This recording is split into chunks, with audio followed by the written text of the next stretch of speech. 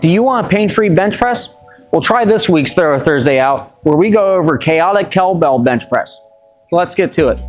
So before we actually do the exercise, let's start with the perfect setup. So I'm simply going to take a band and loop it so it's a figure 8. I'm going to bring it together, and then I want to pass the band through the kettlebell. Now, if you have fat grips, you can take this one step further and put the fat grips on top of the band, so that way it's like a handle. So when I'm doing this exercise, I'm going to keep my core as tight as I can, my upper back locked in, and simply press the weight under control. So the reason I like doing this exercise, especially as a warm-up, is because it builds my stabilizers over time. So that way when I'm bench pressing heavy weight, it feels very good and stable, but it also protects my shoulders in the long haul.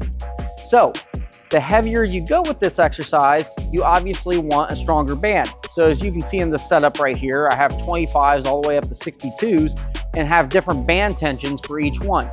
That's to prevent the kettlebell from having too much bounce in it as it gets heavier. Now you still want a little bit to build up those stabilizers, but you don't want it out of control where it's impossible to press. So if you want to take this exercise a little bit further and develop your core a little bit more, simply go one arm at a time.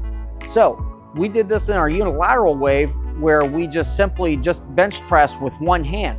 So not only did our stabilizers have to work extra hard, but our core had to work double time to make sure we didn't fall off the bench.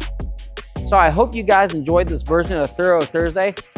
Please reach out to us at agogeperformance.com if you have any questions about training in particular or need some online coaching.